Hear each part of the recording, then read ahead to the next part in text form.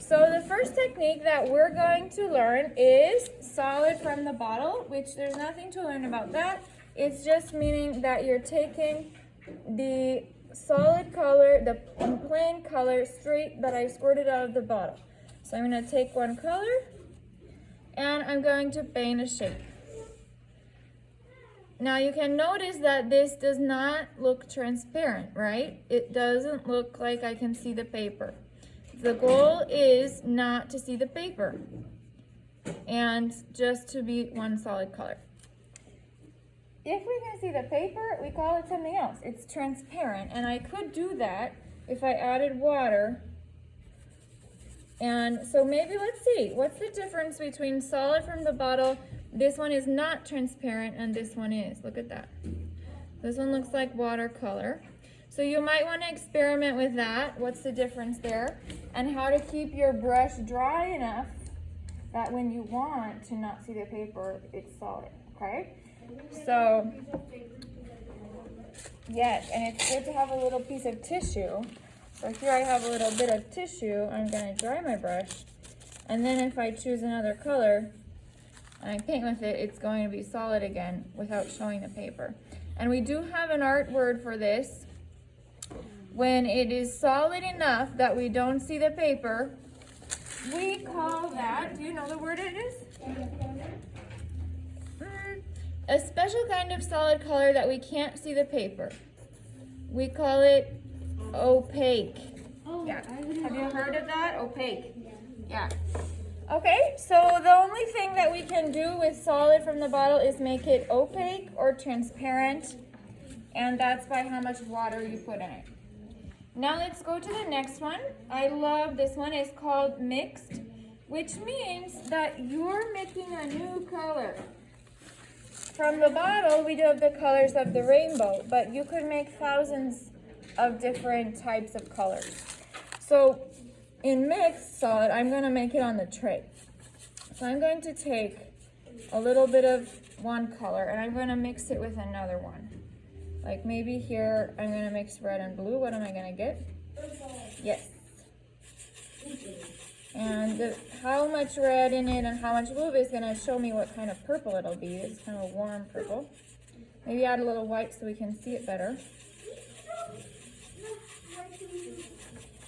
And now notice, artists, that I am really stirring it up completely. Yes. Yes, and the idea here is that if I don't stir it up completely, I'm not going to actually know what color it is. And I'm going to, with mixed, my goal is to have the right color before I put it on the paper. Okay? So here I have the color I want. This is exactly the color I want. And now I'm going to paint it on there. And again, it's solid. It's totally covering all the paper and I don't see through it. So it's also opaque. And if we want to make it transparent, can we make it transparent? Yes, by adding water. Okay, so there we go. Now let's see. What if I made another color? I'm going to clean my brush, dry it, because in our practice here, we're going to do 3. What other color could I make with these? Green, red, and the purple they can make. Yeah, what could they make when I mix my own? Probably an ugly color. Red and white mix. Red and white could make? Pink. Okay, let's do pink. And then I could make an ugly color if I mix those off. I could make a neutral color like brown. You could mix with. Do you guys know how to make brown? Yeah. Or I know an easier way I can show you in a moment. Okay, so I just mixed a new color. I finished mixing it on the tray. And now I'm going to record it here. It's a nice, pretty pink. Like spring. Okay, there we go. So how about a brown? I heard somebody, yes, why is red and green a good way to make brown? Do you know? Opposite. Right, good, that's exactly right, because they're opposite colors. So I'm going to take a little bit of green, and I'm going to take a little bit of red, and make sure it's about the same amount of each, and then I'm going to mix it up, And right now it looks so dark, it's hard to tell, but it is getting brown. So let me add some white so you can tell. You gotta stay in your seat, Hannah. It's on the screen. Can you see it on the screen what I'm doing? Yeah. Okay, actually, this bottle of red and green, it does that a little bit. So if you want, when you're making your own brown, to add a little bit of orange, that'll help too. But I'm gonna record what I got. I think that's the color I want right there. It's different than the purple last one. Yeah. It's darker.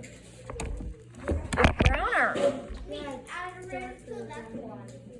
Oh, it is brown. Well, it is browner. It probably needs a little bit of yellow or orange, but it's pretty good. There. That looks like black. And how did I get that one? Red and green. Okay, so let's go ahead to the next part. Just remember, when you're making your mixed solid, I wrote 3 on there, girls, because we're gonna do 3 or more. If you want to practice doing more than that, if you have other colors that you want to learn, like how to make turquoise, how to make a peach, how to make any kind of like a fuchsia or something that is not in the bottle, well, you have to do it mixed, okay? So let's go to the next one. I love this one. Blending gets really fun when we do paint, because with that you can use different techniques to actually blend the colors. So we're going to start with smooth, and I'm going to show you guys some helpful tips. The first tip I have for you is use 2 brushes. Because I'm blending, I'm trying to mix 2 colors, and it's easier if I'm using 1 brush for each color, okay? Yes, and you know what else? It's because every time I clean my brush, it gets wet and it wastes tissue paper, right? So if I don't have to clean my brush as often, I'm going to have less water in the brush, and it's going to be easier to control it. So let's go ahead and do a blend. I'm going to do maybe like green and blue. Let's see what that gets. Here, let me do first a light green so you can see it better. Oh yeah, I like that. Here's a nice spring color. Okay, so over here I'm going to put with my first brush, the green. This is my first color, going towards the middle. And then I still have my green brush, I didn't wash it. And I'm going to take the blue.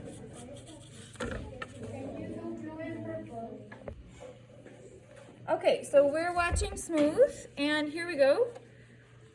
What I'm going to do is I still need to leave 1 part solid blue and 1 part solid green. And then in the center, I'm going to pull them into each other. And I'm going to move my brush with small movements to mix. And then what's happening is it's already kind of smooth, but here I see a lot of difference between the green and the new color I made. So I need to take back the first brush and use that to blend my new color with the green. Is it gray? It's like a gradient. What did you say? Can you say what it's gray? Of course. Yeah. That is going to be, it takes a lot of time to explain that, but I have another lesson that I can do another week. Here are my shades and tints with brushes. Okay? So let's go ahead and do another one. That was smooth. So this has no texture. It looks like a smooth, flat sunset. The next one that we're going to learn is called dabbing. I might see another kind of dabbing today as well, but this is the art dabbing. So this is about dots or spots of paint. Okay, so I've got my green brush, I'm doing the dots towards the middle. Got my blue brush over here, and I'm doing the dots towards the green. Right, exactly. So do you see that I'm starting to get a new color in the center?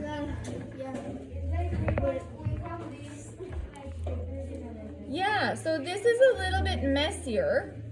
It is a really good technique if you're painting like clouds or something with a bumpy texture, rocks. If you're painting things that have texture like that. Water, yes. So that one is called dabbing. You can see how different it is from the smooth one. Okay, let's do the next one. And scumbling means that your brush goes all around in curvy ways. And we have to start with the light color first. With scumbling, it's much better if we start with the lighter color you're gonna mix. And then we start going in with another darker color. And remember, curvy lines. So do you see starting to get that blue, green, turquoise color again? And then one more time with the solid blue to show the difference. There it is, scumbling. Okay? This would be awesome for hair or animal fur, grass maybe. So this is a great technique too. Okay, so we have a couple more. These are also really nice. This one is streaking. And this one, my hand. Notice the motion of my hand. What is it doing? Yeah, it changed. Before I was doing like little tiny motions. Now my motions are bigger. And side to side. What kind of thing might I paint with this technique? Ocean. Yes, an ocean. Oh, could be. Like a sunset sky maybe. Yeah, with pink and pink. What else? Maybe mountains? I think that this one is really good for mountains, or this one maybe.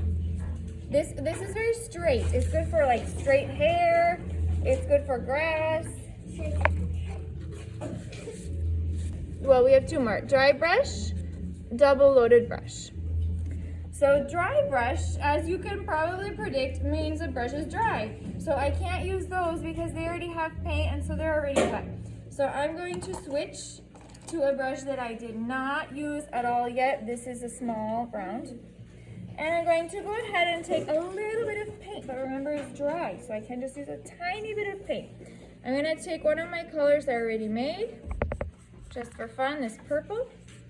I'm gonna make sure that it doesn't have very much. And then I'm going to kind of scrub it on the paper. So it should look like a chalk pastel. And then I'm going to blend, so I'm going to take another color, get off some of the paint, or use a tissue to get off some of the extra paint, and then scrub again. Oh, I'm sorry, it's not on the screen. There we go. Now can you see it?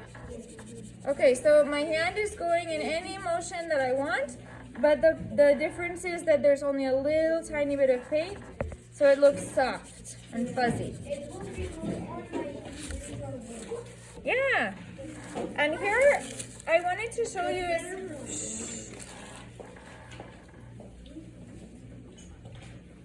I see most of us are ready to continue. So there is a special technique here. It's called smooth. So we already learned smooth, but I used two different small brushes with different colors. Now this is a tip. If you were doing smooth, let's say I'm doing smooth again with my green and blue, and if it was in a small space, or it was in a small place, or if you were having a hard time blending it smooth and you had a line between, so this is a tip. You can take a dry brush that you didn't use yet, and you can scrub it, and that will make it blend with smooth texture. Okay? So this is a way, I'm gonna do a little more paint on there. It actually removes the paint that you don't need, and it blends it. So here's my paint, here's my dry brush, the yellow one, and I scrub it, and look at that. I'm gonna zoom in. It blended smooth. Yeah, so that is a really good tip. You can experiment with that in your sketchbook. So now we have one more. This is the last one. class because it's really fun. So this one is called double loaded brush. And what I need to do is change to a brush that's flat on the bottom. Yep. If I were doing it on a big canvas or something, I could use a big one. But we're just doing it on our paper. So what I'm going to do is I'm going to take my medium flat and I am going to put two colors on the same brush. I'm going to take my first color on one half of the brush, and then I'm going to switch it and I'm going to take the other color on the other half. And you might want to check on your palette first if it's actually painting with both, okay? And then make sure it has enough of each color, okay? And then you're gonna go with your loaded brush, double loaded, and you're going to press and go across. And then you might need to go back again. That looks like if we did green and red, that would be the Mexican side. So if you go a little bit up and down with this, but not too much that it covers the other color, you're gonna see the blend. You see the blend? It would be amazing for doing a sunset with sunset colors. Yeah. Okay, so that was with my flat, medium flat, and that one is double loaded brush. And that is all the ones that I have to show you today. So let's take a look again at the whole thing. And those also have a number underneath, except if they are like this, is you only have to do one. And that's how many, at least how many you should practice of that technique. Okay, so there we have our first painting techniques lesson. I'm going to turn off the recording.